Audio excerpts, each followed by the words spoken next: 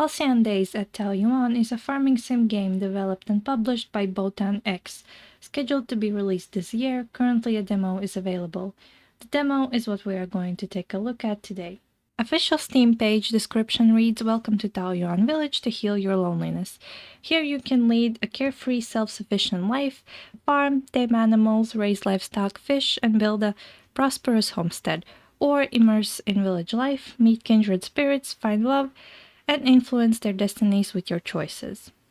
Character creation is simple with 3 genders, 12 hairstyles, and 11 faces to choose from. There is no way to adjust the color of hair or eyes, which the developers might have done to keep the player character cohesive with the game's style, which is not a bad thing in my opinion. I, like many others, appreciate an in-depth character creator, but it isn't a deal breaker for me. When it comes to the story, the player character is an ordinary person feeling dull and invisible to others. One day while hiking, they fall off a cliff into a cave where a strange hooded figure finds them. They wake up in a closed-off town where they are told that they were found collapsed in a cave. The townsfolk are mostly friendly, excited to have a new face in the village, as they don't get to meet many outsiders. They allow the player character to stay in the old house with farmland so they can grow their own food. During the night, a strange creature who turns out to be a talking cat tells the player that they are not the chosen one, but will be allowed to stay as long as they don't cause trouble. Curious about the person who rescued them, player wishes to explore the cave, which the village elder will allow them to do only with thorough preparation, because the cave is dangerous and some believe that it is the home of a mythical beast. Also, while tilling, the player can find a mysterious beach pearl, which opens up a mysterious subplot. There is quite a bit of story in this demo, and the reason for that is the various tutorials that are introduced throughout the starting bit of the story. The tutorials are available to players at all times via the Blue Book, but it is nice that instead of just giving players text explanations with no pretext, they incorporated them into the story as well. The villagers have a cast of interesting characters, 28 villagers, out of which 14 are romanceable, 7 females and 7 males. You can chat with them, give them gifts, listen to rumors, which is a way to receive commissions without a commission board, and you can trade with them. Unlike other farming sims, this one runs on a trading system, with the only thing closest to currency being the contribution vouchers that you can get from donating items.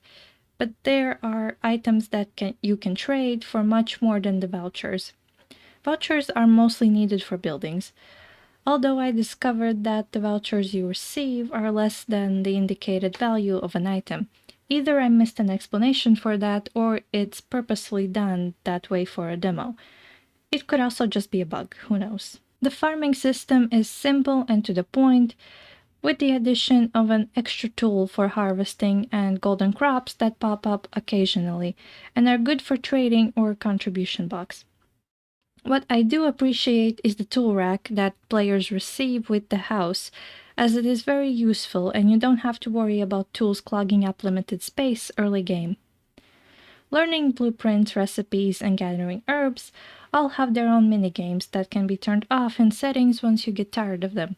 Personally, I only grew tired of the herb gathering minigame as I found the other two interesting and they could be encountered less often. When it comes to gathering, players can gather herbs, berries, fruits from fruit trees, dig up bamboo shoots, and dig holes on the beach for some sea goods. Fishing, on the other hand, does not have a minigame. It is entirely based on luck. Sometimes you will get the fish, sometimes it will get off the hook. I assume that improving the fishing rod will be very important in the full release if players want to catch the good fish. There are also some special fish with a golden outline replacing chests that you have to use in your inventory window to open. It took me a while to figure that out as their description isn't very helpful. Mining is what one would expect: boulders, ores, gems, but to advance to the next level, instead of stairs, you must find a key gem, which is orange and will be used up once you open the door. Also, to quickly return to the entrance of the mine, players must also get lucky to find a special item, otherwise they'll have to travel all the way back. Instead of fantasy monsters, at least in the first level of mines, there are hostile beasts that can be tamed using various food items that they favor. These beasts give you various bonuses like crop yield, defense, loot range, fishing XP gain, and some of the beasts can even be used as mounts.